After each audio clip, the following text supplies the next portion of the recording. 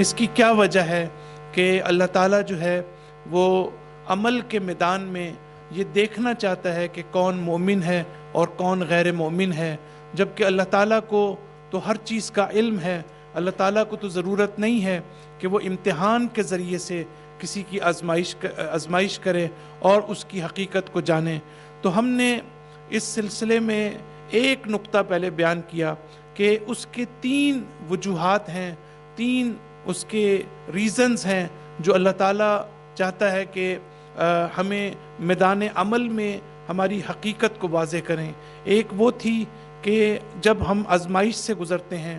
جب ہم سچویشن میں آتے ہیں، جب ہمیں حالات کا سامنا کرنا پڑتا ہے، تو تب پتہ چلتا ہے کہ خالص لوگ کون ہیں اور ناخالص لوگ کون ہیں۔ وگرنہ اگر عمل کا وقت نہ آئے، آزمائش کا وقت نہ آئے، امتحان کا وقت نہ آئے، تو پھر ہمیں یہ پتہ نہیں چلتا کہ کون اچھا ہے اور کون برا ہے۔ اور ہماری روزمرہ زندگی میں بھی ہمیں اپنے دوستوں کے ساتھ جو ہماری انٹریکشن ہوتی ہے، وہاں پر بھی کبھی انسان کسی کو بہت قریبی دوست سمجھتا ہے،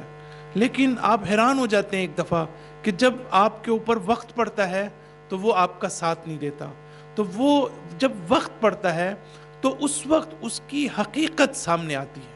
اس وقت اس کی حقیقت ظاہر ہوتی ہے۔ اور بہت سے لوگ ہیں کہ جن کو آپ سمجھتے ہیں کہ ٹھیک ہے یہ ہمارے دوست ہیں، لیکن اس سطح کی دوستی نہیں ہے، لیکن وقت پڑنے پر وہ آپ کے کام آتے ہیں، دوسرے آپ کے کام نہیں آتے۔ ایسا ہماری روزمرہ زندگی میں، اور قرآن مجید کی آیات انہی پہلوؤں کی طرف اشارہ کرتی ہے۔ تو ہم نے نمبر 1 پوائنٹ یہ دیکھا کہ اللہ تعالیٰ ایسا کیوں کرنا چاہتا ہے۔ اس لیے کرنا چاہتا ہے، ایک تو انسان کو خود یہ بتائے کہ تمہارا باطن کس قسم کا ہے اور تمہاری حقیقت کس قسم کی ہے، اور دوسرا اللہ چاہتا ہے کہ دوسرے لوگوں کو بھی اس کے بارے میں پتہ چل جائے کہ وہ کس حیثیت کا ہے اور اس کی کیا حقیقت ہے۔ جبکہ دوسرا نقطہ آج کی اس مجلس میں بیان کرنا چاہتا ہوں، اور قرآن اس میں ہماری رہنمائی کرتا ہے کہ سوال میں پھر دوبارہ دہراؤں گا تاکہ آپ کو پتہ چلے کہ ہمارا کویسچن کیا ہے۔ کویسچن یہ ہے کہ اللہ تعالیٰ کہتا ہے کہ میں تمہاری آزمائش کروں گا، تمہارا امتحان لوں گا، تاکہ میں میدان عمل میں دیکھوں کہ سچا کون ہے اور جھوٹا کون ہے۔ یہاں پر دوسری چیز جو اللہ تعالیٰ یہ بتانا چاہتا ہے، یا جو میسج ہمیں ملتا ہے کہ ایسا کیوں کرنا چاہتا ہے، اب یہ آج کی مجلس میں یہ ایک ہی نقطہ ہے، لیکن یہ اہم ہے، اس کا جاننا ضروری ہے، اور وہ یہ ہے کہ اللہ تعالیٰ یہ بتانا چاہتا ہے کہ دیکھو، اگر میں نے تمہیں ثواب دینا ہے، اگر میں نے تمہیں اجر دینا ہے، اگر میں نے تمہیں اسپریچول ریوارڈ دینا ہے، تو میں نے تمہاری نیتوں پر نہیں دینا، میں نے تمہارے عمل کے اوپر دینا ہے۔ یعنی ثواب اور جزا اور سزا کا دار و مدار جو ہے وہ ہمارے عمل کے اوپر ہے۔ بالکل سادہ سی مثال ہے، فرض کرتے ہیں کہ آپ کوئی کام کرنا چاہتے ہیں، جو کام آپ اچھا کام ہے، جو آپ انجام دینا چاہتے ہیں، آپ نماز پڑھنا چاہتے ہیں، آپ روزہ رکھنا چاہتے ہیں، آپ کسی کی مدد کرنا چاہتے ہیں، آپ کسی کی خدمت کرنا چاہتے ہیں، لیکن میرا خیال ہے کہ انسان کی عقل بھی اس بات کو تسلیم کرتی ہے کہ اگر انسان جو ہے وہ نیت کی حد تک رہے تو اس کو ثواب تو ملے گا، لیکن بڑا معمولی قسم کا ثواب ملے گا۔ لیکن جب عمل کے میدان میں آپ کسی کی مدد کریں گے، جب عمل کے میدان میں جو آپ کی نیت ہے اس کی مینیفیسٹیشن جو ہے آپ کے عمل اور پریکٹس میں آئے گی، تب آپ کو اللہ تعالیٰ جو ہے وہ ثواب عطا کرے گا، اور تب ہی اللہ تعالیٰ جو ہے آپ کو آپ کے عمل کی سزا دے گا۔ تو اللہ تعالیٰ کہتا ہے کہ میں اس لیے بھی چاہتا ہوں کہ تمہاری کوئی چیز تمہارے سینوں میں چھپی نہ رہے، کوئی چیز صرف نیت کی حد تک موجود نہ رہے، بلکہ جو کچھ بھی تمہارے اندر ہے وہ عمل میں آ جائے، تاکہ مجھے اگر جزا دینی ہو تو میں جزا دے سکوں، اور سزا دینی ہو تو میں سزا دے سکوں۔ صلوات پڑھ دیجئے ایک مرتبہ۔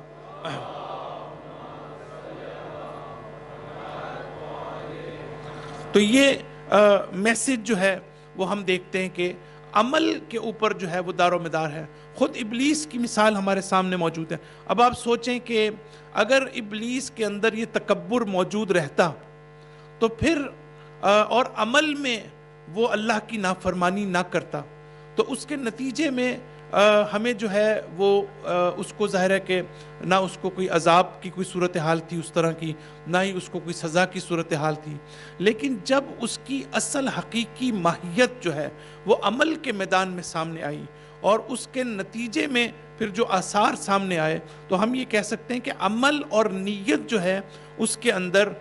اس فرق کو سامنے رکھنا ضروری ہے۔ اور آج کی مجلس میں میں چاہوں گا کہ چند باریک نکات کو بیان کروں، اس لیے کہ نیت اور عمل کے درمیان جو رابطہ ہے، اس رابطے کی نوعیت کو سمجھے بغیر ہم کبھی بھی اپنی عبادتوں کو درست نہیں کر سکتے۔ ہماری عبادت کا درست اس وقت ہو سکتی ہیں کہ جب ہمیں نیت اور عمل کے درمیان رابطے کا پتہ چلے۔ تو یہاں تک ہمیں یہ معلوم ہو گیا کہ اگر انسان جو ہے وہ امتحان سے گزرتا ہے تو اللہ تعالیٰ یہ عمل میں لاتا ہے تاکہ اس کے عمل کے اوپر جو ہے وہ ثواب اور اس کا جو ہے اس کو جزا دے سکیں۔ اب میں مولا کائنات نہج البلاغہ میں ارشاد فرماتے ہیں، ایک بہت ہی خوبصورت آپ کی سینگ ہے جو میں آپ کی خدمت میں اس کو میں پڑھنا چاہتا ہوں، اور عام طور سے میری روش یہ ہوتی ہے کہ میں اوریجنل ٹیکسٹ آپ کے سامنے پڑھوں۔ اوریجنل ٹیکسٹ کا فائدہ یہ ہوتا ہے کہ انسان اس کا ایکوریٹ ترجمہ کر سکتا ہے، وگرنہ ذہن میں مفہوم تو ہوتا ہے لیکن اس میں وہ ایکوریسی نہیں ہوتی۔ تو امام علی علیہ السلام فرماتے ہیں، اب دیکھیں اسی نقطے کی طرف جو ہم نے بیان کیا اور قرآن جس کی طرف اشارہ کرنا چاہتا ہے، امیر المومنین فرماتے ہیں کہ فَإِنَّ اللَّهَ سُبْحَانَهُ يَقُولُ وَاعْلَمُوا أَنَّمَا أَمْوَالُكُمْ وَأَوْلَادُكُمْ فِتْنَةٌ۔ پہلے تو آپ کہتے ہیں اس آیت کی طرف اشارہ کرتے ہیں۔ اب یہ آیت کیا ہے؟ اب میں ایک ایک کی تشریح آپ کے سامنے کرنا چاہتا ہوں کہ امام فرماتے ہیں کہ یہ جو آیت ہے کہ دیکھو اے لوگوں، تمہارے لیے دو چیزیں تمہارے لیے امتحان ہے، ایک تو تمہارا مال و دولت تمہارے لیے امتحان ہے، اور دوسرا تمہاری اولاد بھی تمہارے لیے امتحان۔ تمہاری اولاد تمہارے لیے آزمائش ہے، یعنی اولاد کو اللہ تعالیٰ نے آزمائش قرار دیا ہے اور امتحان قرار دیا ہے۔ اس کا مطلب یہ ہے کہ جہاں کہیں بھی امتحان ہوتا ہے، جہاں کہیں بھی آزمائش ہوتی ہے، وہاں پر انسان کے اوپر ایک ذمہ داری عائد ہوتی ہے، اس ذمہ داری کو پورا کرنا ضروری ہے۔ یعنی اولاد کو انسان ایک نعمت بھی سمجھتا ہے، اولاد کو انسان اپنے لیے بڑی ایک بہت بڑا اس کے لیے اعزاز سمجھتا ہے اپنے لیے کہ مجھے اللہ تعالیٰ نے اولاد عطا کی ہے، خاص طور پر بنسبت ان افراد کے کہ جن کو اللہ تعالیٰ نے اولاد عطا نہیں کی۔ لہٰذا ہم یہاں پر بھی دعا کرتے ہیں کہ انشاءاللہ اللہ تعالیٰ جن کی اولاد نہیں ہے ان کو نیک اور صالح اولاد جو ہے وہ عطا کرے۔ تو یہ اولاد کا امتحان شاید کسی موقع پر میں تفصیل سے اس کے اوپر بات کروں۔ ایک تو آپ نے دیکھا ہوگا کہ اولاد شروع میں انسان بہت خوش ہوتا ہے، لیکن کبھی کبھی جو ہمارے تربیتی نظام میں جو بہت بڑی پرابلم ہے، اس کے نتیجے میں جو اولاد ہے وہ بڑا ٹف ٹائم دیتی ہے، بڑا سخت انسان کے لیے جو ٹائم دیتی ہے، اور ایک مقام پر آ کر والدین کو اس کی حقیقت پتہ چلتی ہے کہ اولاد کس طریقے سے ایک آزمائش اور امتحان ہے اور ایک کڑا وقت ہے کہ جس سے گزرنا آسان کام نہیں ہے۔ لہٰذا ایک تو اس کا رخ یہ ہے، اور ایک جو ہے اب میں نے آج کی گھر کی مجلس میں میں نے اس نقطے کی طرف اشارہ کیا چونکہ بہت سے لوگ موجود نہیں تھے، اور وہی اشارہ یہ تھا کہ ہمارے نوجوان، ہماری نئی نسل اگر ان پوری مجالس میں ایک چیز اگر سیکھ لیں، ایک اصول سیکھ لیں، اور باقی چیزیں اگر ان کو سمجھ نہ بھی آئیں، اور وہ یہ ہے کہ وہ کسی کو ہرٹ نہ کریں،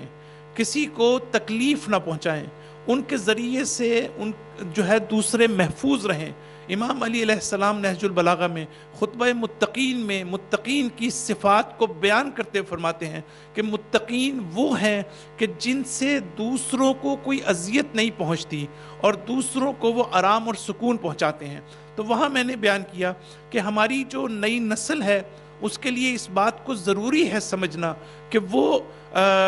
دوسروں کو نقصان نہ پہنچائے، اس کی دوسروں کو تکلیف نہ پہنچے۔ خاص طور پر پیرنٹس کو جو تکلیف ہوتی ہے اور تکلیف پہنچتی ہے اپنے بچوں کے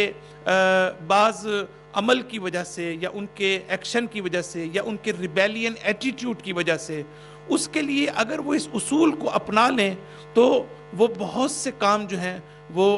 بہتر ہو سکتے ہیں، اور والدین اور بچوں کے درمیان رابطہ جو ہے وہ زیادہ مناسب ہو سکتا ہے۔ لہٰذا ہمارے بچوں کو یہ چیز سیکھنا بہت ضروری ہے۔ ماں باپ کی تکلیف کا احساس بچوں کو نہیں ہوتا، اور اس وقت ان کو اس تکلیف کا احساس ہوگا کہ جب وہ خود ماں باپ بنیں گے، جب وہی کام ان کی اولاد ان کے ساتھ کرے گی تو تب ان کو اندازہ ہوگا کہ جو ہے یہ ماں باپ کی اذیت اور تکلیف کتنی ہوتی ہے۔ لہٰذا میں نے آج بہت تفصیل سے اس بات کی طرف روشنی ڈالی کہ ماں باپ اگر بات کبھی بچوں کو سمجھ نہ بھی آ رہی ہو اور وہ اس کو اپنے حق میں بہتر نہ بھی سمجھیں تو ان کی رسپیکٹ میں، ان کے احترام میں، اس لحاظ سے کہ ان کو آپ ہرٹ نہ کریں، اس کے نتیجے میں جو اللہ تعالیٰ ان کے کام میں برکت عطا کرے گا، اللہ تعالیٰ جو ان کے کام میں خیر عطا کرے گا، اس کا انہیں اندازہ نہیں ہے۔ صلوات پڑھ دیجئے ایک مرتبہ۔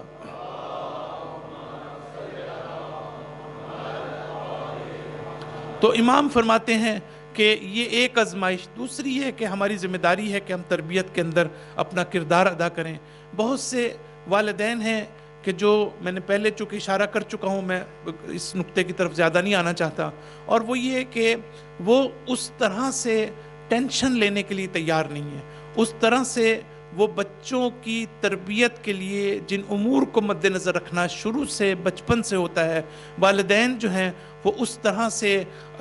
جو ہے وہ محنت نہیں کرتے، جس کی وجہ سے بہت سے ایشوز جو ہے وہ سامنے آتے ہیں۔ تو آگے چل کر امام فرماتے ہیں کہ وہ معنی ذالک، اب اس کا مطلب کیا ہے؟ ایک مطلب یہ ہے کہ دیکھیں اولاد تو اچھی چیز ہوتی ہے، مال و دولت بھی اچھی چیز ہوتی ہے۔ یہاں امام علیہ السلام فرمانا چاہتے ہیں کہ اللہ تعالیٰ کبھی تمہیں دکھ دے کر تمہارا امتحان لیتا ہے، اور کبھی تمہیں نعمت دے کے تمہارا امتحان لیتا ہے، اور جو امتحان اللہ نعمتوں کو دے کر دیتا ہے وہ بہت سخت ہوتا ہے۔ اس امتحان پر پورا اترنا زیادہ مشکل ہوتا ہے بنسبت اس کے کہ جہاں تکلیف کے ذریعے سے انسان کا امتحان ہوتا ہے۔ اسی لیے قرآن میں اور بھی آیات موجود ہیں کہ جہاں پر یہ کہا ہے کہ ہم نعمتوں کے ذریعے سے تمہارا امتحان لیں گے، اور یہی وجہ ہے کہ قرآن میں حضرت سلیمان علیہ السلام کے بارے میں جو آیات موجود ہیں، آپ دیکھیں کہ ایک ایسا نبی کہ جس کی جن و انس کے اوپر حکومت ہو، جس کی اتنی زبردست بادشاہت ہو، جس کے بادشاہت میں کسی قسم کی کوئی کمی نہ ہو، جن و انس جانوروں اور حیوانات پر جس کی حکومت ہو، اور جس وقت ملکہ بلقیس کے تخت کو لایا گیا تو آپ قرآن کی ان آیات کو پڑھیں کہ انسان حیران ہو جاتا ہے کہ حضرت سلیمان یہ کہتے ہیں کہ دراصل جو ہے یہ اللہ تعالیٰ نے مجھے نعمت دی ہے، اور اللہ تعالیٰ یہ دیکھنا چاہتا ہے کہ میں اس کا شکر ادا کر رہا ہوں یا اس سے کفر اختیار کر رہا ہوں۔ یعنی حضرت سلیمان علیہ السلام کا یہ کہنا، یعنی اگر کوئی تکبر کسی کو کرنا ہو تو سب سے زیادہ حق حضرت سلیمان کو پہنچتا ہے کہ وہ تکبر اور کبر کے ساتھ یہ کہیں کہ ہاں میرے پاس یہ طاقت ہے، ہاں میرے پاس یہ دولت ہے۔ جس طریقے سے قارون کے بارے میں قرآن مجید یہ کہتا ہے کہ وہی کہتا ہے کہ یہ میرے علم کی وجہ سے اللہ تعالیٰ نے یہ دولت دی۔ دیکھیں یہ اس کو کہتے ہیں کہ انسان اپنے آپ کو جب مستقل سمجھنے لگتا ہے، اپنے آپ کو جب سیلف سینٹرڈ سمجھتا ہے اپنے آپ کو، تو قارون یہ کہتا ہے کہ جس وقت یہ میرے علم کی وجہ سے اللہ نے دیا ہے، جبکہ حضرت سلیمان یہ کہتے ہیں کہ اللہ تعالیٰ نے میرا امتحان لیا ہے۔ اب قارون میں اور ایک نبی کے اندر آپ فرق دیکھیے کہ نبی تو یہ کہہ رہا ہے کہ اللہ تعالیٰ میرا امتحان لے رہا ہے،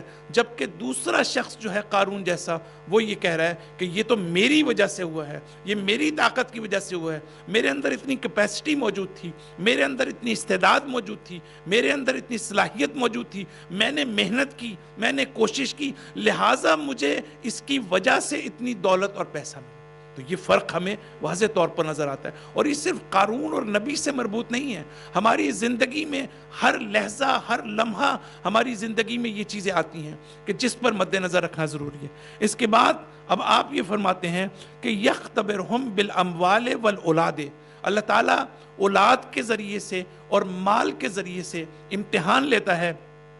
لِيَتَبَيَّنَ السَّاخِطُ لِرِزْقِهِ وَالرَّاضِي بِقِسْمِهِ۔ اب دیکھیں اب تک آپ نے کچھ چیزیں پڑھی، اب مولا کائنات ایک اور نقطے کی طرف اشارہ کرتے ہیں. آپ یہ فرماتے ہیں کہ اس لیے امتحان لیتا ہے تاکہ وہ یہ دیکھے کہ اللہ تعالیٰ نے جو رزق عطا کیا ہے کیا تم اس رزق کے اوپر اللہ سے ناراض ہو، یا یہ کہ اللہ تعالیٰ نے جو نعمتیں تمہیں عطا کی ہیں یا جو تقسیم یا ڈسٹریبیوشن اللہ نے کی ہے اور جو تمہارا حق تھا جو تمہیں اللہ نے دیا ہے کہ تم اس کے اوپر راضی ہو یا نہیں ہو. اب مولا کائنات یہ فرمانا چاہ رہے ہیں کہ دو چیزیں اللہ دیکھنا چاہتا ہے. اب آپ دیکھیں کہ اللہ تعالیٰ ہمیں رزق دیتا ہے، رزق کے اندر سب کچھ آ جاتا ہے، تمام وہ چیزیں کہ جس کو آپ اپنے لیے نعمت تصور کرتے ہیں وہ ہمارا رزق ہے. تو اللہ تعالیٰ یہ امام فرمانا چاہتے ہیں کہ یہ دیکھنا چاہتے ہیں کہ ہم ناراض ہیں یا نہیں. اب آپ دیکھیں ہماری سوسائٹی کے اندر ہمیشہ ہم یہ دیکھتے ہیں کہ بعض لوگ جو ہیں اتنا کچھ ملنے کے باوجود وہ ناشکری کرتے ہیں. وہ اتنا کچھ اللہ نے ان کو دیا ہے لیکن اس کے باوجود جو ہے وہ ہمیشہ ان کی عادت ہے،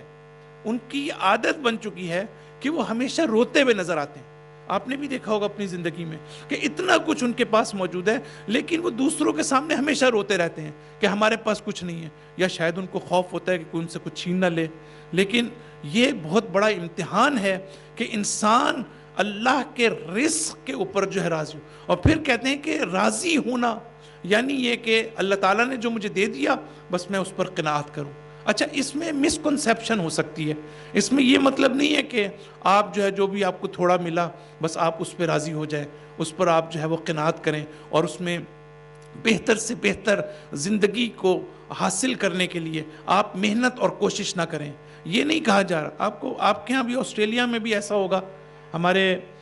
کینیڈا میں تو بہت زیادہ ہے کہ وہاں چونکہ گورنمنٹ جو ہے وہ بہت زیادہ فیسلٹیز دیتی ہیں، تو کوئی سوشل ویلفیئر پہ وہاں پہ کسی کو وہاں گھر ملا ہوا ہے، کسی کو حکومت کچھ نہ کچھ مدد کر رہی ہے. تو اس کا نتیجہ کیا ہوتا ہے کہ وہ ساری زندگی جو ہے وہ کام نہیں کرتے، وہ کسی قسم کا، اور مزید جو بچوں کا آ رہا ہوتا ہے وہ سلسلہ الگ جاری ہوتا ہے ان کا. اور اتنا یعنی تکلیف دہ امر ہے کہ جو قرآن و سنت کی واضح تعلیمات کے خلاف ہے. امام حسین علیہ السلام فرماتے ہیں ان اللہ یحب معالی الامور، اللہ تعالیٰ تمہیں بلند دیکھنا چاہتا ہے، اللہ تعالیٰ بلند کاموں کو پسند کرتا ہے. جو شخص محنت کرتا ہے، جو شخص کوشش کرتا ہے، اس کو ضرور دوسرے ملکوں میں آ کے، آپ آسٹریلیا میں آتے ہیں آپ کو واقعاً آپ کو تکلیف ہوتی ہے، زحمت ہوتی ہے، آپ کی تعلیم کو یہاں ایکسیپٹ نہیں کیا جاتا، آپ کی ڈگریوں کو ایکسیپٹ نہیں کیا جاتا. لیکن ہم دیکھتے ہیں کہ جو لوگ محنت کرتے ہیں، جو لوگ کوشش کرتے ہیں، وہ اپنے مقام کو فائنلی یہاں پر حاصل کر لیتے ہیں. لیکن کچھ لوگ جو ہیں وہ حکومت کے پیسوں کے اوپر جو ہے بیٹھے رہتے ہیں اور اس کا ان کے اخلاق پر بھی اثر ہوتا ہے. ان کی جو طبیعت ہے اس کی وجہ سے پورے کمیونٹی پہ اثر ہوتا ہے، ان کے بچوں پر اثر ہوتا ہے. اس لیے کہ قرآن جو ہے اور اسلام جو ہے اس کو ڈسکریج کرتا ہے. لہٰذا میں آپ کے ساتھ شیئر کرتا ہوں. ایک صاحب کو تو میں نے یہ کہا کہ میرا خیال ہے کہ وہ کام بھی نہیں کرتے تھے اور مکان ان کو بڑا شاندار ملا ہوا تھا اور جو ان کو سوشل ویلفیئر بھی تھی. تو میں نے ان کو یہ کہا کہ اب مجھے لگتا ہے کہ اب آپ صرف موت کا انتظار کر رہے ہیں، باقی تو آپ کو کوئی کام کرنا ہی نہیں ہے اب اس کے علاوہ. صلوات پڑھ دیجیے ایک مرتبہ.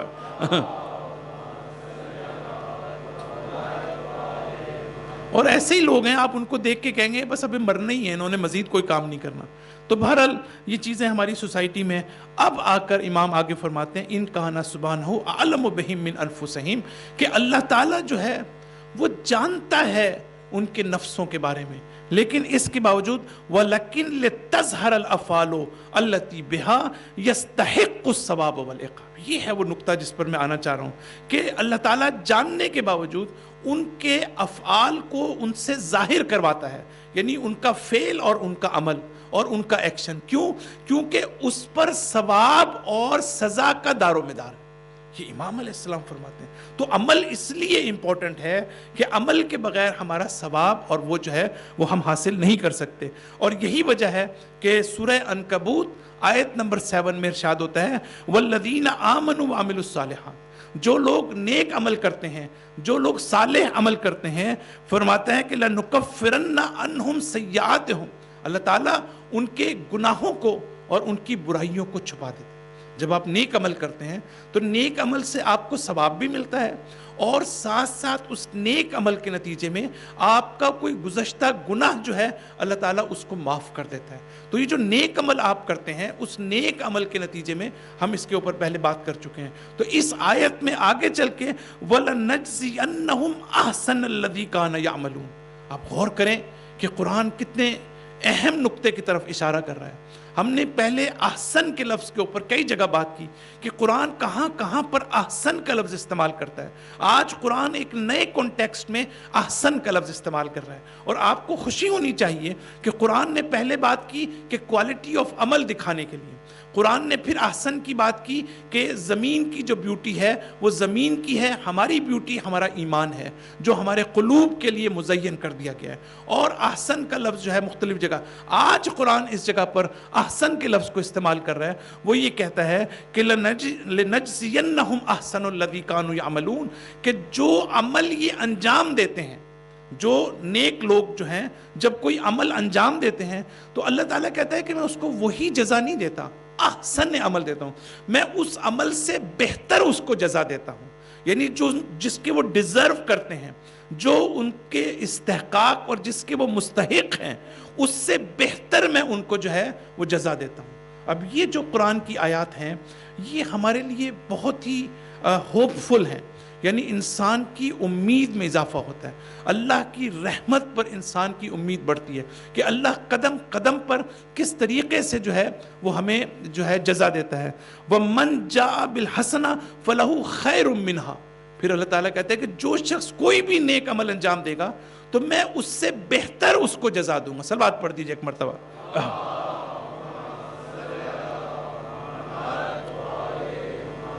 یہ جو بہتر جزا دینا ہے اس کا کیا مطلب ہے؟ اس کا مطلب ہمارے علماء نے جس چیز کی طرف اشارہ کیا ہے وہ یہ ہے کہ اللہ تعالیٰ ہمارے جو عمل ہے، جو بھی ہم انجام دیتے ہیں، اللہ تعالیٰ اس کو اتنا اوپر لے جاتا ہے کہ اس کو ہمارا جو ہم دیکھیں، ہم جو عمل انجام دیتے ہیں کبھی کبھی ہمیں خود بھی محسوس ہوتا ہے کہ یہ ہمارا عمل بہت خالص ہے، یہ عمل ہمارا بہت بہترین ہے۔ ہماری بعض نمازیں ہمیں خود بھی پتہ لگتا ہے کہ ہم اپنے آپ کو بھی برا بھلا کہتے ہیں جب نماز پڑھ لیتے ہیں کہ یہ کیسی نماز ہے جو ہم نے پڑھی، لیکن بہرحال ہم پڑھتے ہیں۔ لیکن بعض نمازیں ہم بہت خضوع و خشوع کے ساتھ پڑھتے ہیں۔ تو اللہ تعالیٰ جو ہے وہ یہاں پر یہ کہنا چاہتا ہے کہ میں بہتر دیتا ہوں، یعنی میں تمہاری جو خراب نماز ہے اس کو میں وہ درجہ دیتا ہوں جو تمہاری بہترین نماز ہے۔ تمہارا جو ایسے روزے رکھے ہیں کہ جس میں تمہاری نیت اچھی نہیں تھی یا چلیں صرف ایکسیپٹیبل ہے وہ، لیکن میں اس کو وہ درجے تک پہنچا دیتا ہوں جو تمہارے بہترین عمل کے برابر ہوں۔ یا اس کی تشریح ہمارے علماء نے ایسے کی ہے کہ ہم جو عمل بھی انجام دیتے ہیں اس میں کہیں نہ کہیں عیب اور نقص رہ جاتا ہے، اس میں کہیں نہ کہیں کمی باقی رہ جاتی ہے۔ تو اللہ تعالیٰ دراصل جب یہ کہتا ہے کہ میں تمہارے عمل کو بہتر بنا کر اس کی جزا دیتا ہوں، تو اس کا مطلب یہ ہے کہ اللہ تعالیٰ جو ہے ان نقائص کو، ان عیوب کو، ان جو کمی رہ جاتی ہے اور جو ڈیفیشنسی رہتی ہے، اللہ تعالیٰ اس ڈیفیشنسی کو اگنور کر دیتا ہے۔ یہ بہت امپورٹنٹ بات ہے کہ ہمیں یہ پتہ ہونا چاہیے کہ جب ہم کوئی عمل انجام دیتے ہیں تو اللہ تعالیٰ کی انگیجمنٹ کا طریقہ کیا ہے، اللہ تعالیٰ چیزوں کو کس طرح سے اپروچ کرتا ہے، اللہ تعالیٰ کی سنت کیا ہے۔ اللہ تعالیٰ فرماتا ہے کہ دیکھو میں تمہارے ناقص عمل کو جو ہے، تمہارے اس عمل کو جس میں عیب پایا جاتا ہے، جس میں تمہارا خلوص نہیں ہے، میں اس کو نظر انداز کرتا ہوں۔ صلوات پڑھ دیجیے ایک مرتبہ۔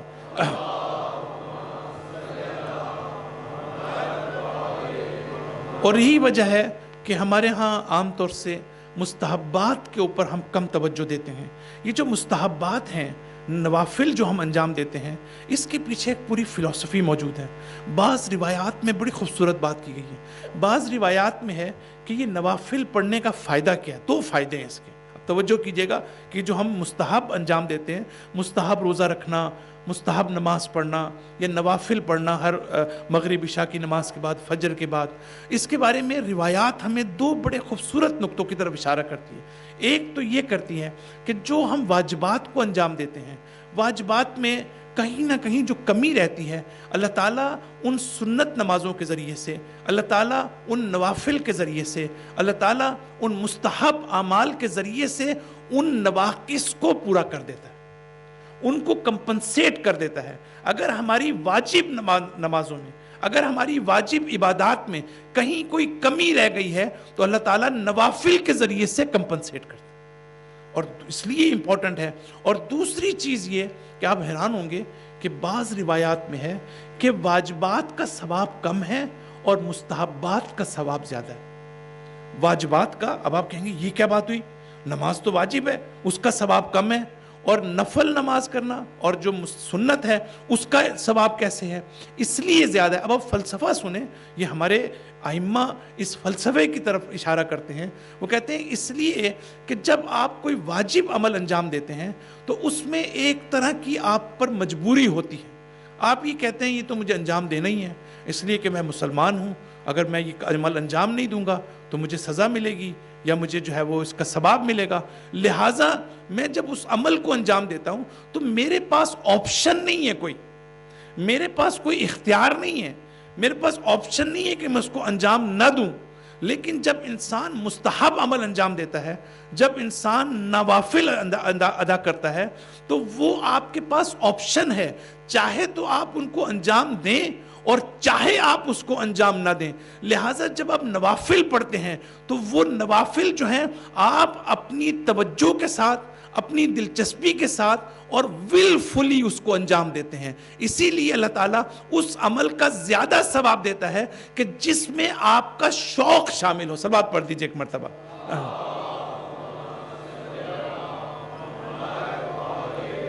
اور روزے کے بارے میں جو آیات ہیں قرآن مجید میں، وہاں پر بھی اللہ تعالیٰ یہ فرماتا ہے کہ جو تم میں سے جو ہے توأن کا لفظ استعمال کیا، اطاعت کا لفظ کیا ہے، یعنی انسان willfully انجام دے عبادت کو. یعنی جب عبادت کرتا ہے تو اس کو اپنے اوپر بوجھ نہ سمجھے. ہم یہاں پر عزاداری کے لیے آتے ہیں، ہم یہاں مجلس میں شرکت کرتے ہیں، یقیناً اس کا بہت زیادہ ثواب ہے، یقیناً اس کا بہت زیادہ اجر ہے. لیکن اس میں اگر ہمارے بچے، ہمارے نوجوان صرف یہ سمجھیں کہ ہمارے ماں باپ ہمیں زبردستی لے کر آئے ہیں، یا ہم سمجھیں کہ یہ ہماری اب عادت بن گئی ہے ہمیں، اگر اور یا یہ کہ ہمارے ذہن میں یہ بٹھا دیا گیا ہے کہ اگر ہم نے مجالس میں شرکت نہ کی تو کوئی نہ کوئی ہم پر عذاب نازل ہو جائے گا یا کچھ ہو جائے گا، اگر ہم ان وجوہات کی بنا پر یہاں پر آتے ہیں تو یقیناً اس کا ثواب کم ہے. لیکن اگر ہم واقعاً اپنے دل سے، واقعاً امام حسین کی محبت کے ساتھ اگر ہم ان مجالس میں آئیں تو جو ثواب ملے گا وہ زمین آسمان کا اس میں فرق ہوگا. صلوات پڑھ دیجئے ایک مرتبہ.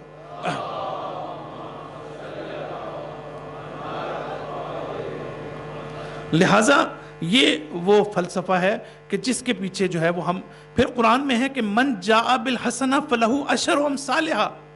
جو شخص ایک نیکی انجام دے گا اس کو 10 اس کی جو ہے وہ اللہ تعالیٰ جو ہے 10 مرتبہ اس کو ثواب زیادہ دے گا اس کا. اب یہ منیمم چیز ہے جو اللہ نے رکھی ہے کہ عمل کے میدان میں آپ کو اگر کوئی بھی نیک عمل کریں گے تو اگر آپ نیت نیک کریں گے،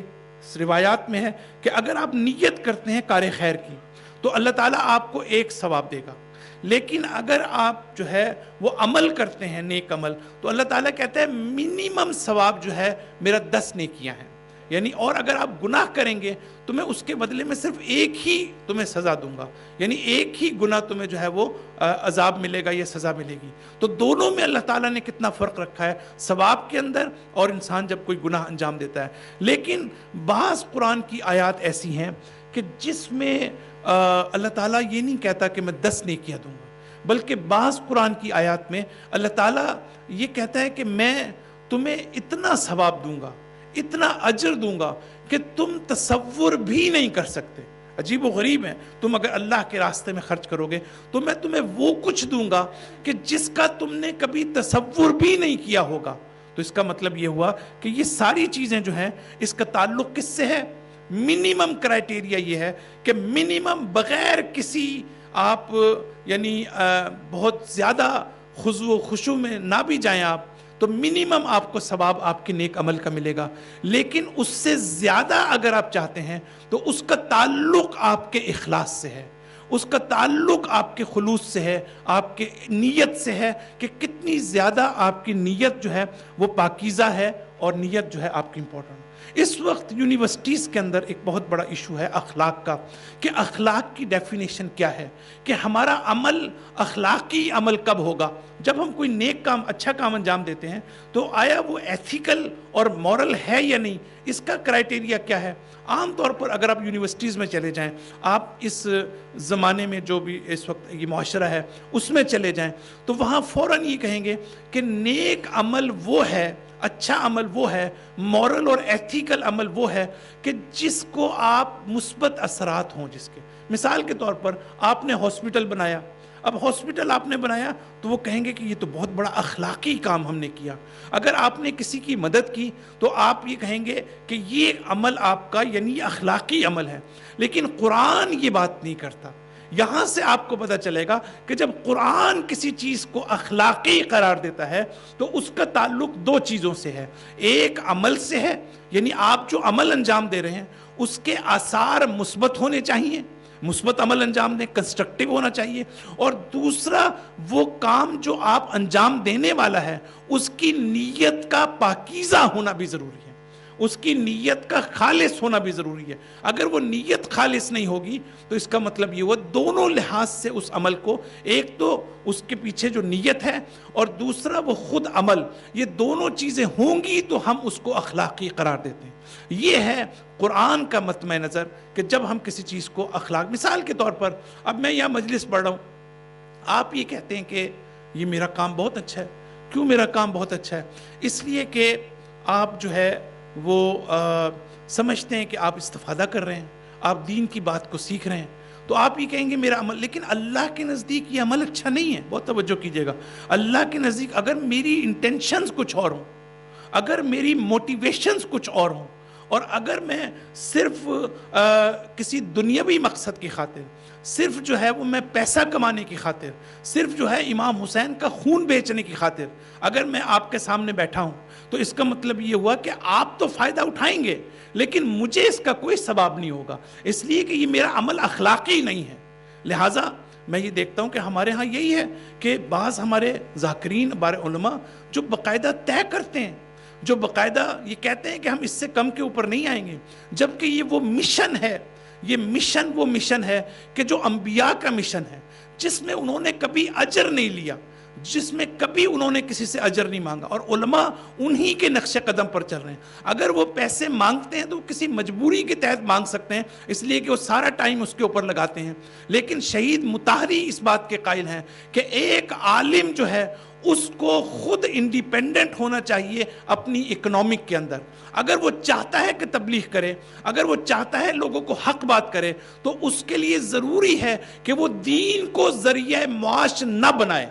بہت توجہ کیجئے گا. اگر کوئی عالم، یاد رکھیے گا، اگر جس وقت جو ہو رہا ہے وہ اپنی جگہ پر، اگر کوئی عالم دین کو ذریعہ معاش بناتا ہے تو اس کے نتیجے میں نہ تو وہ حق بات کر سکتا ہے، اس کو ہر وقت وہ ڈیپینڈنٹ ہوگا عوام کے اوپر کہ لوگ کیا چاہتے ہیں اس سے، اور پھر اس کو یہ بھی فکر ہوگی کہ پتہ نہیں آئندہ سال مجھے بلائیں گے یا نہیں بلائیں گے. اور یہی وجہ ہے کہ ہمارے جو کولیگ ہیں وہ باقاعدہ سائیکلوجیکلی تحقیق کرتے ہیں کہ میں وہاں جو مجلس پڑھنے جا رہا ہوں تو وہ وہاں کے لوگ کیسے ہیں، وہاں کے لوگ کیا سننا پسند کرتے ہیں، اور اس سے زیادہ مینجمنٹ ان کے لیے اہم ہے کہ مینجمنٹ کیا چاہتی ہے. اب آپ دیکھیں یہ ساری چیزیں جو ہیں یہ ساری کی ساری شیطانی وسوسے ہیں اور کچھ بھی نہیں ہیں. میں ذاتی طور پر، چونکہ اس میں ڈفرینس آف اوپینین ہو سکتا ہے، ایک مرتبہ تھوڑا سا تشریف لیں آگے، صلوات پڑھتے ہیں.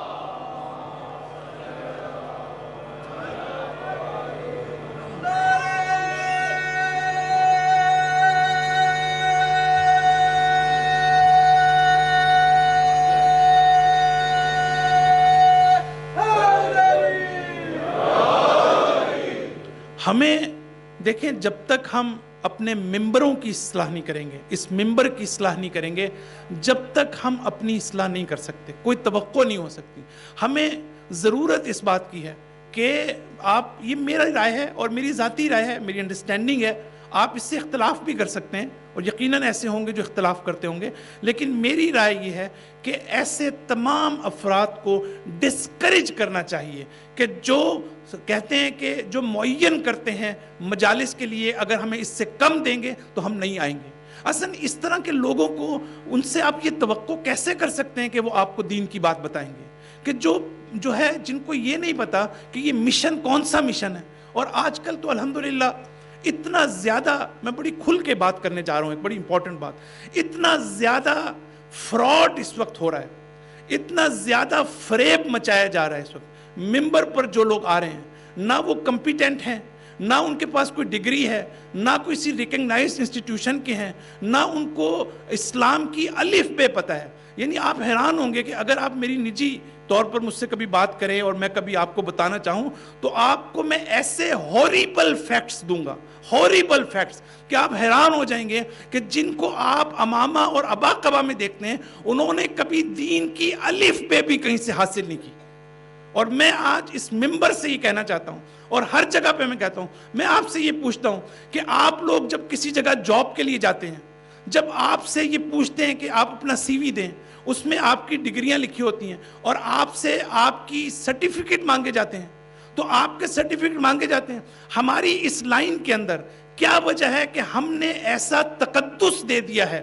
اور ایسا مقدس بنا دیا ہے علماء کو کہ وہ دعویٰ کرتے ہیں، وہ جھوٹا دعویٰ کرتے ہیں، وہ یہ کہتے ہیں کہ ہم قم میں پڑھے ہوئے ہیں، کوئی کہتا ہے ہم 20 سال پڑھے ہیں، کوئی کہتا ہے ہم 30 سال پڑھے ہیں۔ میں کہتا ہوں کہ ہمیں اس ایتھکس کو ڈیولپ کرنے کی ضرورت ہے کہ جو عالم یہ دعویٰ کرتا ہے کہ میں قم کا پڑھا ہوں، آپ اس سے سرٹیفکیٹ مانگیں، آپ مانگیں۔ مجھے یہ بتائیں کہ اگر فرض کریں کہ میں یہ کہتا ہوں کہ میں قم میں 13 سال پڑھا ہوں، اگر میں کہتا ہوں میں نے اجتہاد کی تعلیم حاصل کی ہے، اور اگر میں کہتا ہوں کہ میں ڈاکٹر ہوں الہیات میں، اور اگر آپ مجھ سے میری ڈگری مانگے، تو کیا مجھے خوشی ہونی چاہیے یا مجھے غصے ہونا چاہیے؟ میں آپ سے پوچھتا ہوں، مجھے کس بات پہ؟ مجھے تو خوشی ہوگی، اس سے زیادہ میرے لیے خوشی کی کیا بات ہے؟ اور اگر آپ جینون ہیں، اگر آپ انجینئر ہیں، آپ ڈاکٹر ہیں، اگر آپ سے کوئی ڈگری مانگتا ہے تو پھر آپ کو ڈگری دکھانے میں تو کوئی نہیں۔ جب لوگ کہتے ہیں جی علماء ناراض ہو جاتے ہیں، میں نے کہا ناراض ہونے کا مطلب کیا ہے مجھے بتائیں؟ یعنی ناراض ہونے کی جگہ یہ تو خوشی کا مقام ہے۔ ناراض تو وہ ہوتا ہے کہ جس کے پاس سرٹیفیکیشن نہیں ہے۔ صلوات پڑھ دیجئے ایک مرتبہ۔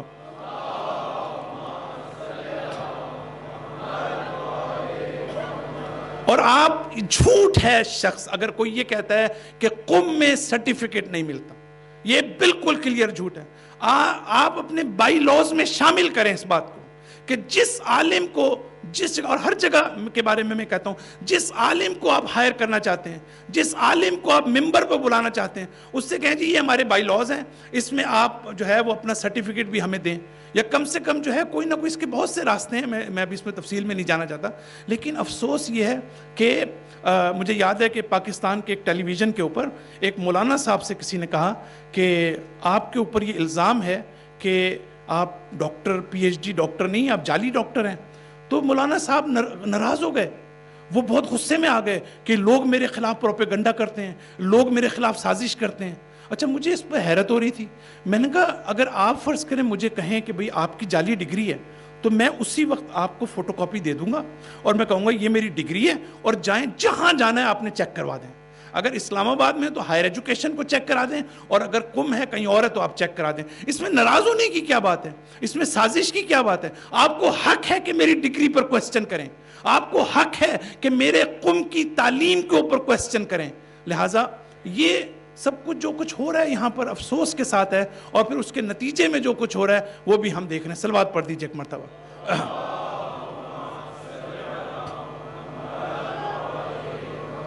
اب میں ایک آدھ بات کروں گا اور اس کے بعد انشاءاللہ میں گفتگو کو اپنے اختتام کی طرف لے کے جا رہا ہوں۔ آج مجلس میں ہماری دیر سے شروع ہوئی ہے، اور وہ یہ کہ سوال ہمارے ہاں یہ کیا جاتا ہے کہ النیت خیر من العمل۔ یہ جو کہا جاتا ہے کہ نیت جو ہے وہ عمل سے بہتر ہوتی ہے، اس کا کیا مطلب ہے؟ ظاہر ہے کہ یہاں پر ایک کنفیوژن پیدا ہو گئی کہ ایک طرف ہم یہ کہہ رہے ہیں کہ عمل اچھا ہوگا تو ہمیں ثواب عمل ہوگا تو ثواب ملے گا، عمل نہیں ہوگا تو اس میں نہیں ملے گا۔ لیکن دوسری طرف ہم یہ کہتے ہیں کہ اگر نیت خیر من العمل، اس کی دو تشریح میں کرنا چاہتا ہوں۔ ایک تو یہ کہ عمل جو ہے اور نیت کا رابطہ آپس میں کیا ہے، جیسے انسان کی مادی جسم، بدن اور روح کے درمیان رابطہ،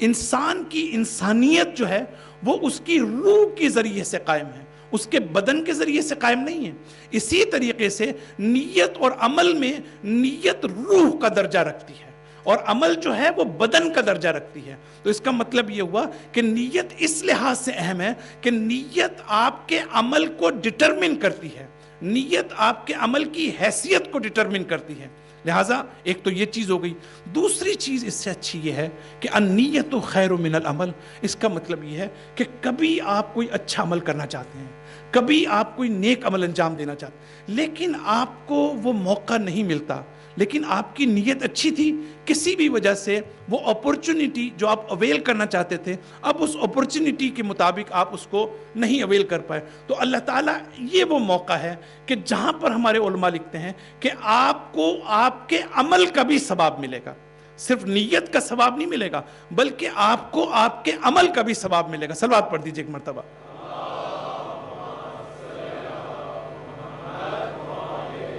لہذا نیت, اب آپ دیکھیں کہ یہ جو اتنی عظیم آیت جس کی ہم تلاوت کرتے ہیں کہ جب تاریخ یہ بتاتی ہے کہ جب حضرت علی علیہ السلام اور جناب سیدہ زہرا سلام اللہ علیہا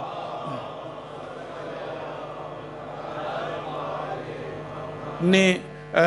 3 دن تک روزہ رکھا, امام حسن امام حسین علیہ السلام بیمار ہو گئے تھے اور نظر کا روزہ رکھا, تو اس کے بعد 3 دن, ایک دن مسکین آ گیا, ایک دن یتیم آ گیا, ایک دن اسیر آ گیا اور اس کو آپ نے جو کچھ تھا وہ دے دیا. لیکن کیا ہم نے کبھی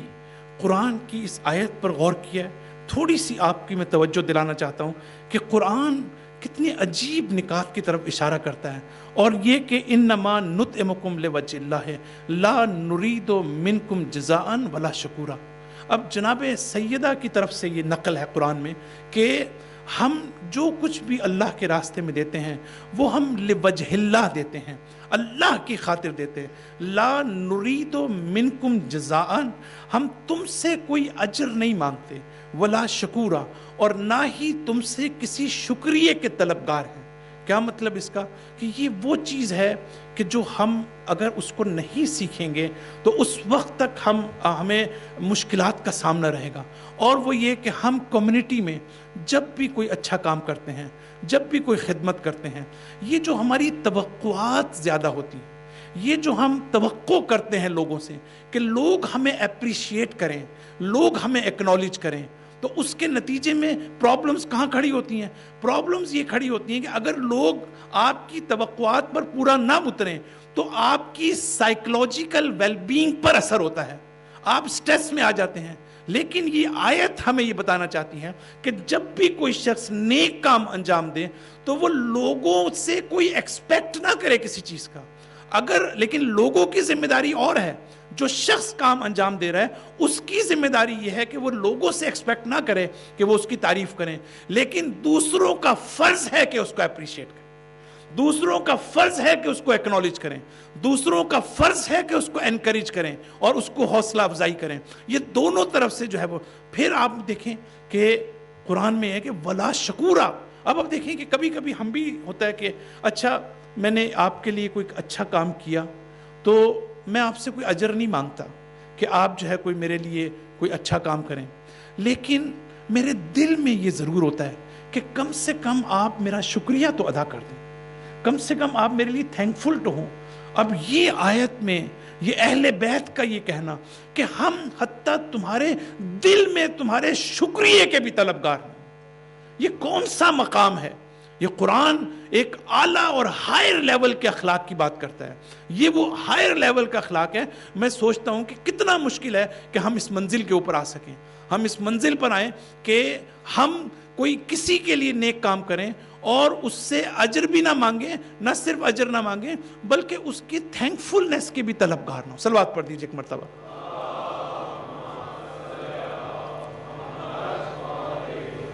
پھر اللہ تعالیٰ آگے چل کر یہ کہتا ہے کہ میں تمہارا امتحان لیتا ہوں تاکہ تمہارے دلوں کو پاک کر سکوں.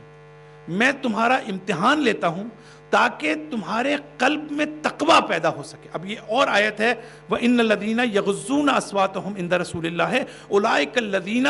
یہ جو لوگ رسول کے سامنے اپنی آوازوں کو نیچا رکھتے ہیں. سورہ الحجرات. جو لوگ پیغمبر کے سامنے اپنی آوازوں کو نیچا رکھتے ہیں، اولئک الذین، یہ وہ لوگ ہیں، امتحن اللہ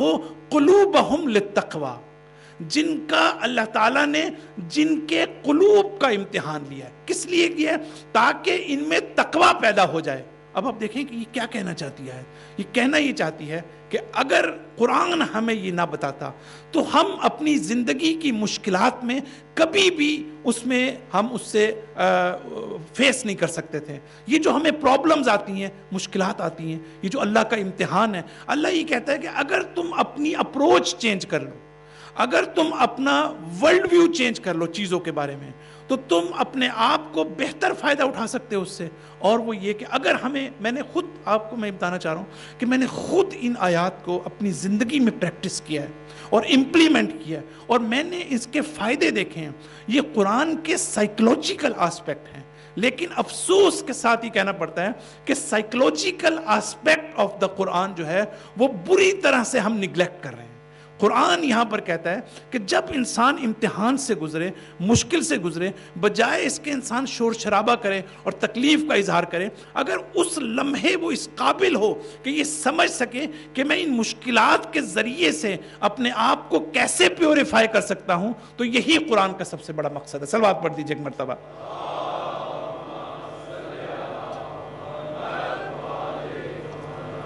بس عزیزان محترم، گفتگو میری ختم ہو گئی، اور وہ یہ کہ اس مقام پر ہمیں یہ جاننے کی ضرورت ہے کہ اخلاص جس کو ہم کہتے ہیں، جس کو ہم تقوی کہتے ہیں، اس کا ہمیں کیسے پتہ چلے گا کہ ہمارے اندر یہ اخلاص پایا جاتا ہے۔ انشاءاللہ کل کی مجلس میں تھوڑا سا میں اشارہ کروں گا، اور میں ایک اگلی منزل کی طرف بڑھنا چاہتا ہوں، اس امید کے ساتھ کہ انشاءاللہ اللہ تعالیٰ ہم سب کو توفیق عطا فرمائے کہ ہم قرآن کے ان اخلاقی، روحانی، معنوی اور اسپریچول آسپیکٹ جو ہیں ان کو صحیح طرح سے سمجھ سکیں۔ صلوات پڑھ دیجیے ایک مرتبہ۔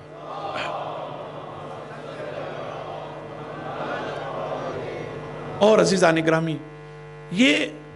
ایک چیز ہوتی ہے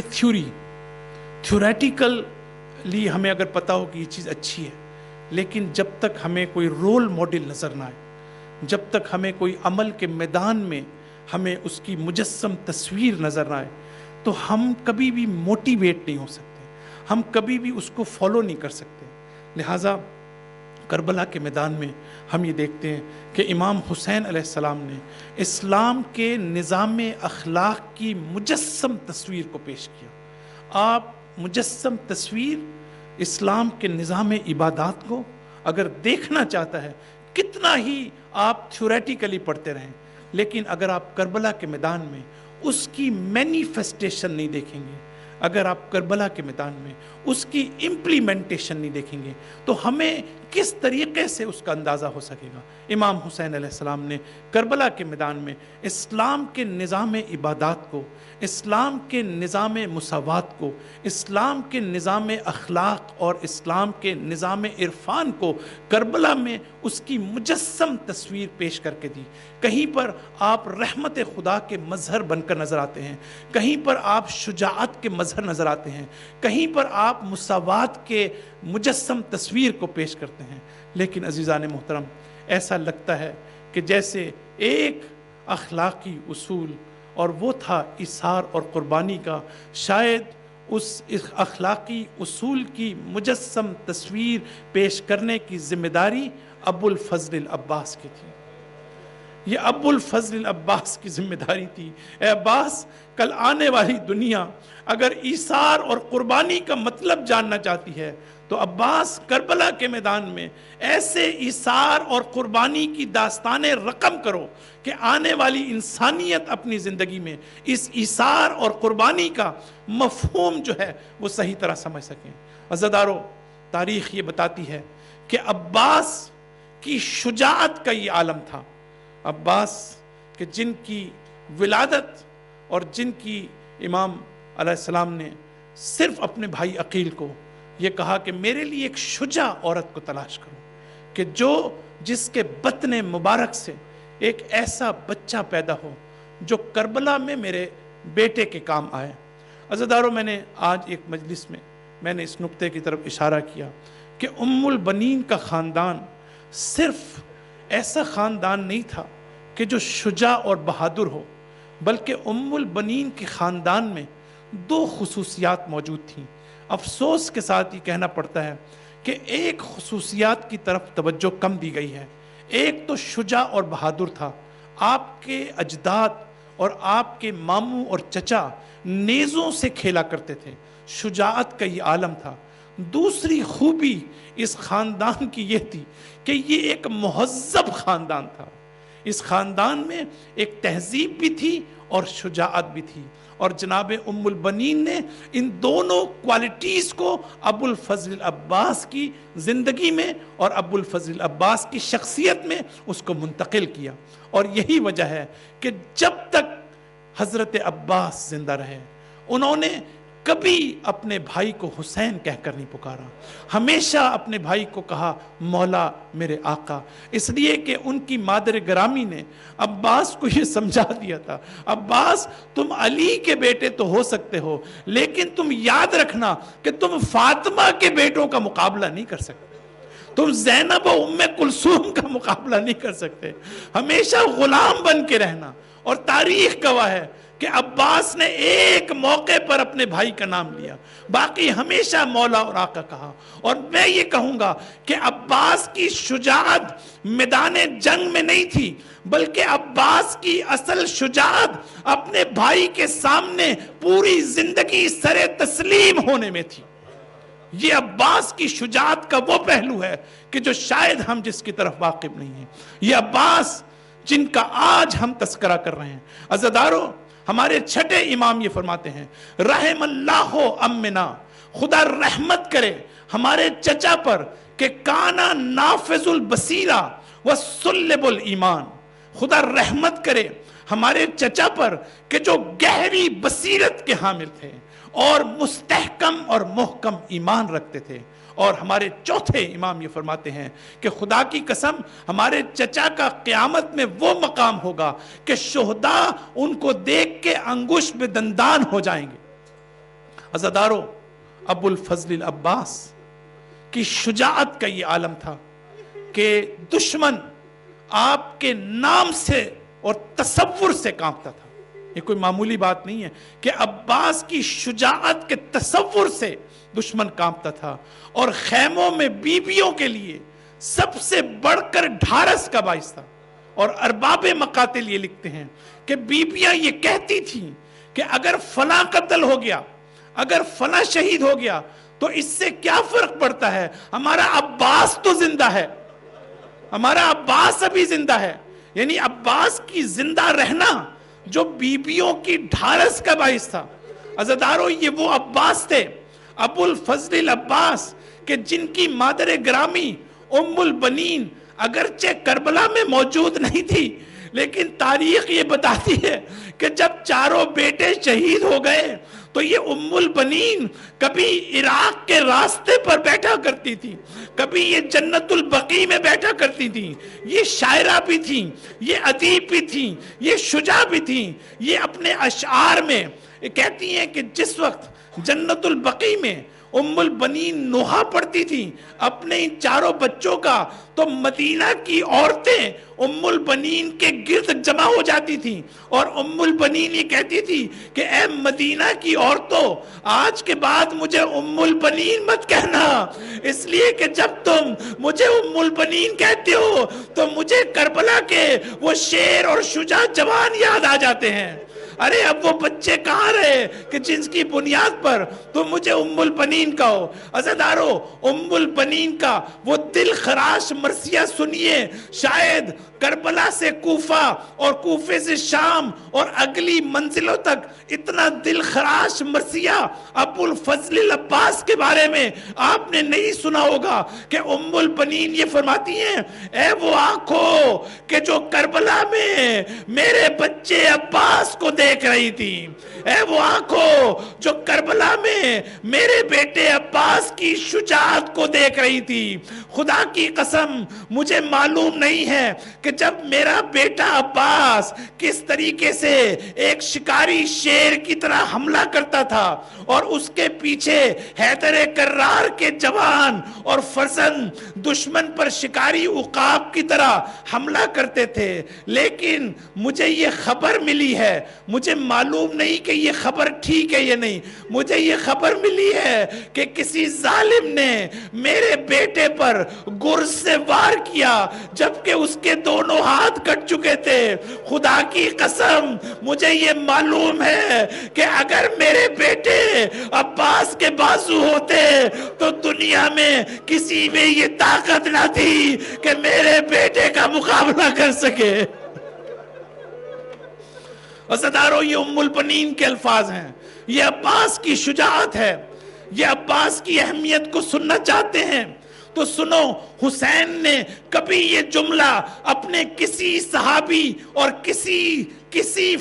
خاندان کے فرد کے لیے نہیں کہا، لیکن عباس کو جب بلاتے تھے، بے نفسی یا عباس، اے عباس تجھ پر میری جان قربان ہو جائے۔ کئی تاریخ کربلا میں نہیں ملتا کہ حسین نے کسی کے بارے میں یہ کہا ہو، بے نفسی یا عباس، عباس میری جان قربان ہو جائے۔ عزیزانو، اب عباس نے دیکھا کہ اصحاب شہید ہو چکے، باقی سب کی شہادت کے بعد اب ابو الفضل العباس اپنے مولا، اپنے آقا، اپنے بھائی کے پاس آتے ہیں، کہا کہ مولا اب میرا سینہ تنگ ہو رہا ہے، مولا اب میں اجازت چاہتا ہوں کہ جتنی جلدی ہو سکے میں اپنے آپ کو قربان کر دوں۔ عزیزانو، امام حسین علیہ السلام نے عباس کو اجازت نہ دی، کہا عباس تم تو میرے لشکر کے علمدار ہو، ارے میں کس طریقے سے تمہیں اجازت دے دوں؟ عباس نے دائیں طرف دیکھا، عباس نے بائیں طرف دیکھا، مولا اب وہ لشکر ہی کہا ہے کہ جس کا میں علمدار ہوں۔ عزیزانو، عباس اس خیمے کے در پر بیٹھ گئے، اتنے میں یہ سوچ رہے تھے، ارے مجھے تو اس دن کے لیے پیدا کیا گیا تھا، ارے میرے بابا نے مجھے اسی دن کے لیے مانگا تھا،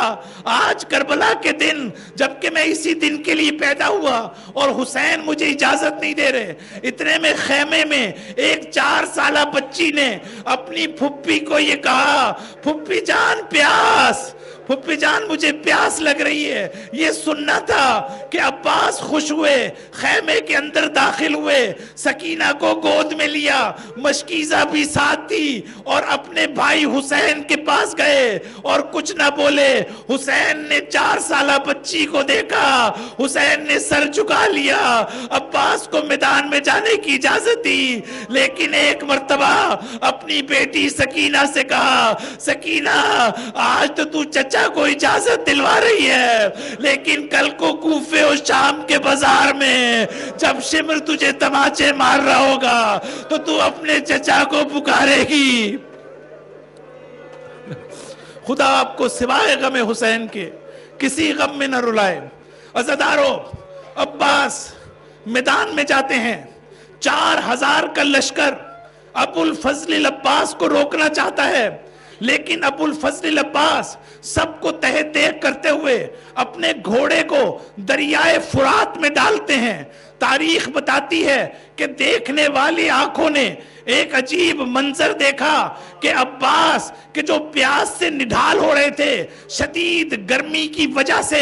عباس پیاس سے نڈھال تھے، دیکھنے والوں نے دیکھا کہ عباس نیچے جھکتے ہیں اور اپنے ہاتھ میں تھوڑا سا پانی اٹھاتے ہیں اور پانی کو اپنے دہنے مبارک کے پاس لے جاتے ہیں، لیکن دیکھنے والی آنکھوں نے یہ دیکھا کہ عباس نے پانی نہیں پیا، عباس نے پانی گرا دیا۔ کسی کو پتہ نہیں چلا کہ عباس نے ایسا کیوں کیا، لیکن جب دریائے فرات سے باہر آئے اور عباس نے وہ اشعار پڑھے، ان اشعار میں عباس نے اپنے نفس کو خطاب کیا، اے نفس عباس، میں چاہتا ہوں کہ حسین کے بعد زندہ نہ رہوں، اور تو چاہتا ہے کہ پانی پی لے اور حسین کے بعد زندہ رہے۔ خدا کی قسم یہ میرے مولا سے وفاداری نہیں ہے، خدا کی قسم یہ اثار و قربانی کا ثبوت نہیں ہے۔ عزیزانو، بعض مقاتل میں کچھ یہ بھی لکھا ہے کہ عباس نے پانی پینے کی کوشش اس لیے کہ عباس کے گھوڑے نے پانی پینے سے انکار کر دیا تھا. عباس یہ بتانا چاہتے تھے اپنے جانور کو کہ دیکھو میں پانی پی رہا ہوں, تم بھی پانی پی لو. عزیزارو وہ وقت آیا کہ جب عباس ایک مرتبہ دریائے فرات سے باہر آتے ہیں, مشکیزہ میں پانی بھرتے ہیں, اور اس وقت وہ وقت تھا کہ جب دشمنوں نے گھیر کر عباس کو چاروں طرف سے حملہ کیا اور تیروں کی بارش تھی. عزیزارو پھر اس ملعون نے ایک درخت کے پیچھے چھپ کر عباس کے ایک بازو کو قلم کر دیا. اس کے بعد عباس نے مشکیزہ کو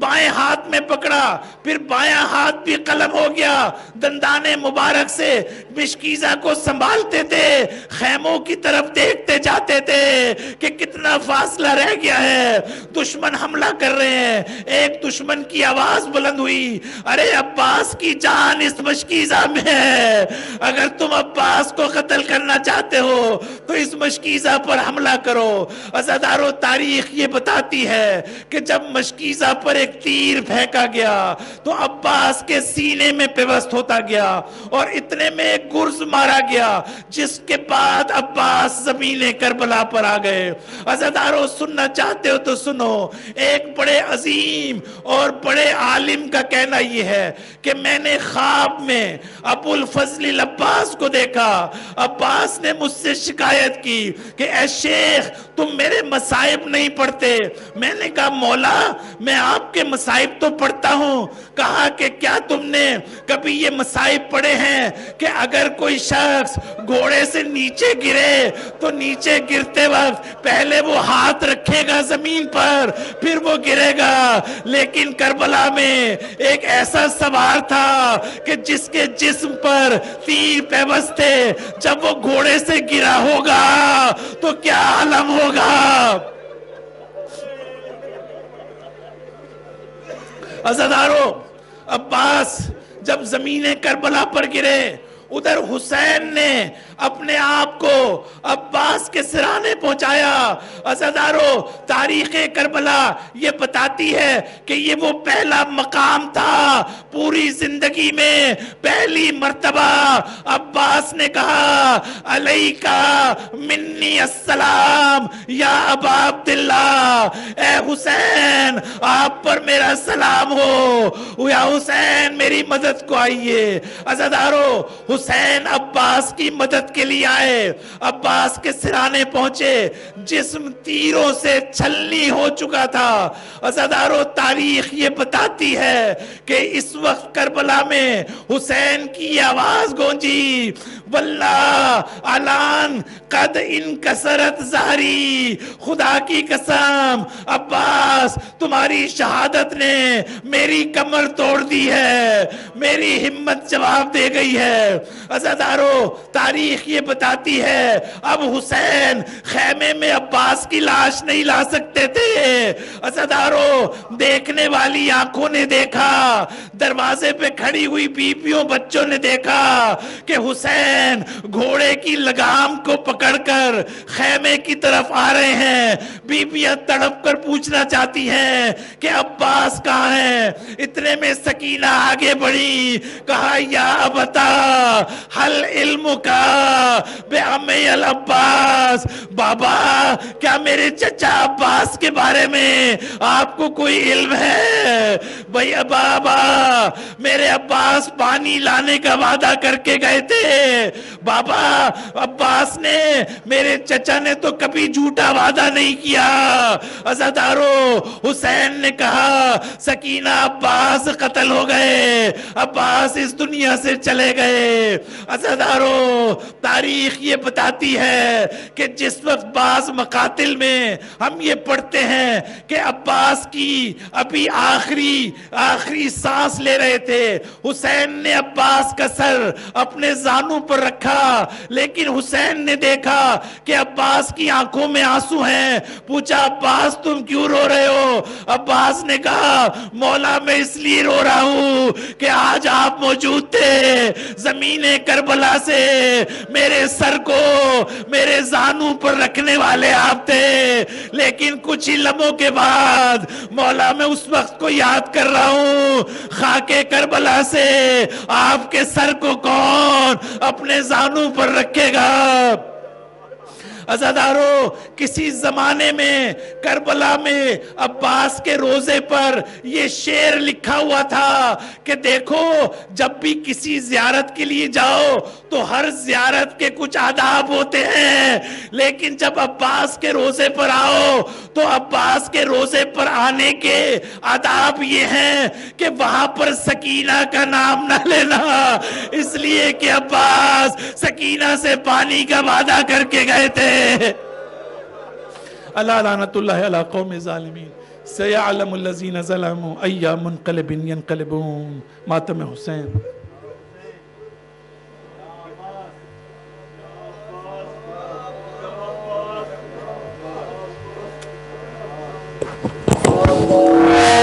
کرتے تھے رو کہ یہ حضرت بیاں تو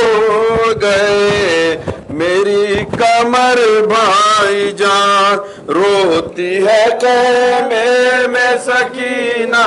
وہاں سوتے ہیں عباس زمین پر یہاں، کرتے تھے رو رو کہ یہ حضرت بیاں توڑ گئے، میں جان روتی ہے خیمے میں سکینہ وہاں سوتے ہیں